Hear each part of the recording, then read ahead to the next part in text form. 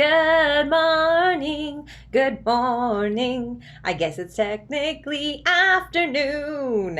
Family, are you ready for Tuesday? This coyote's not ready. I am not ready, family. But that's okay, because you know what? I'm gonna give it my best shot. Yep, my best shot. I'm gonna give it my best shot. Why not? Why not? Why not? Family! There's nothing wrong this week. This is a totally normal week. All I have is literal normal stuff. I mean, I did a SIG meeting yesterday, an orientation for the American Education Research Association Graduate Student Council. I am wrangling our SIGs family. We currently have 20, but there's hundreds, like over 150, I think. If you don't know what a SIG is a special interest group. So I am the leader of the world's largest educational graduate student council in the world. 7,000 people, family. All over.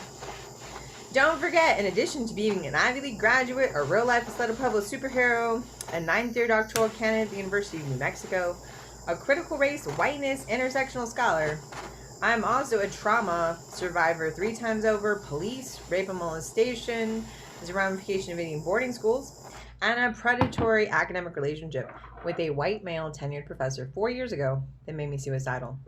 This coyote's a survivor and a warrior, family. And one of my superpowers is knowing when to use my tools. This right here is a straw, family. It is basically a glass tube.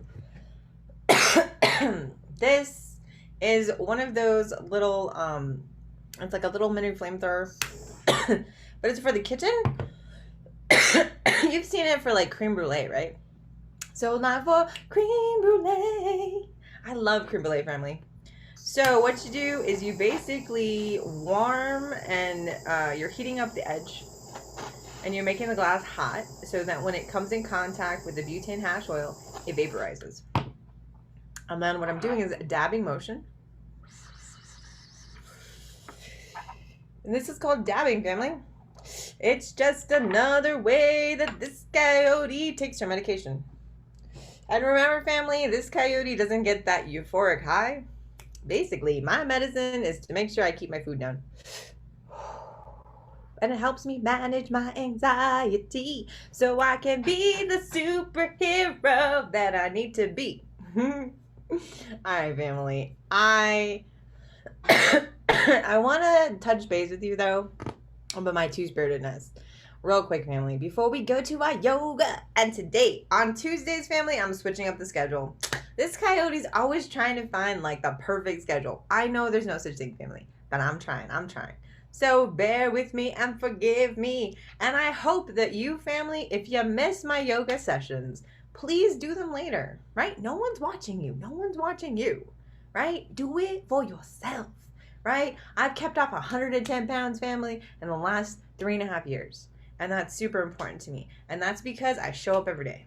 I show up for my cardio every day. I show up for my yoga every day. Not every day. 5 out of 7 days, family. 5 days out of 7 days, I do 3 miles of cardio and I do at least 1 yoga. I'll try to do 2, family. I'll be honest, I try to do 2. But it's all about working on our body, right? How old do you think this coyote is?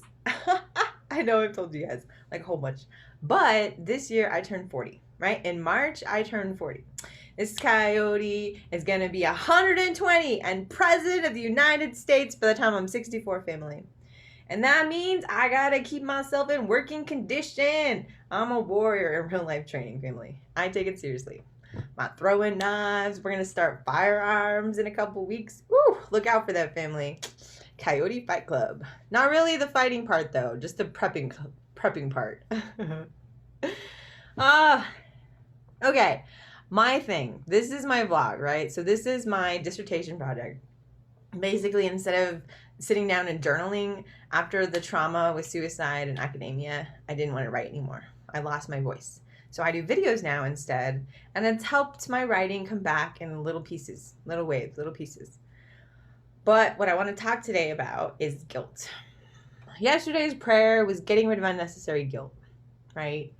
But in reality, I'm working on it. I haven't gotten rid of all my guilt yet, family. I have it still. I'm working on it. It's progress. And I came out as transgender, or rather two-spirited. I'm not transgender, I'm two-spirited. Which means I have a female self and I have a male self. But what you guys mostly see is my female self. It's really hard for my family.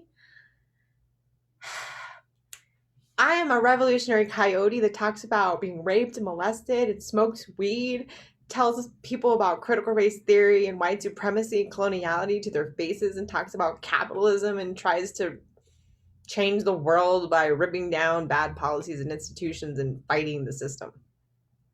That's hard. It's a hard role. And my family is fucking amazing, and they have supported me so much. And they have accepted weed, accepted a 9-year doctoral degree, accepted a shopping addiction, accepted me at 300 pounds for most of my life. Accepted that I was a bisexual when I came out about 5 years ago, my parents. But now I came out as transgender. And I'm struggling with the idea of being openly male in front of my family.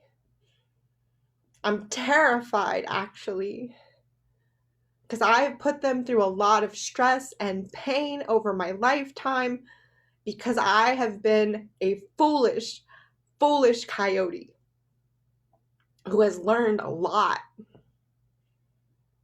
I have learned so much from my mistakes, and I am no longer that silly person. I've grown and I've become a warrior in my own right, and I've fought monsters and I've won. And I will continue to fight my entire life long. I chose this path. I am Coyote walking in this world, and I take down monsters. I look them in the face, and I bring justice to all of our peoples when they get hurt. And there are costs to that. I bring a lot of attention, both good and bad, to my family. And as I'm trying to struggle to love myself and understand what it means to recognize my male self, I struggle with the idea of making life a little more uncomfortable for them.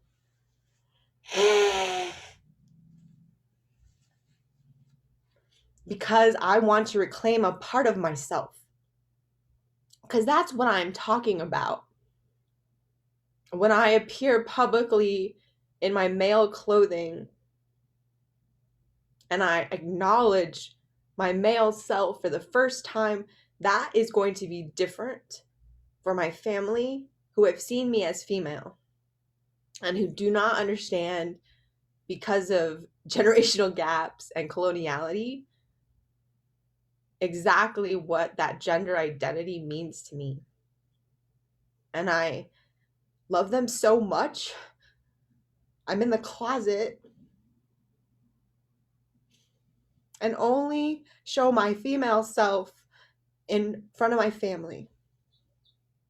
I hide a part of myself, and I think of our LGBTQ family who generations before had to be in the closet because of the socio-political realities of the time. And I recognize my privilege, and I honor my siblings in the world who are brave and can be their two-spirited selves openly. But right now, I need to pick and choose when I can be parts of myself That's the only way I see surviving this. For right now. Family. We're supposed to be doing yoga, but I think that this is an important video, so I'm gonna stop this video. I need to reflect more on this, but I am so glad you are here with me on this journey. I'm gonna cut this. I'll be right back for yoga, family. I love you.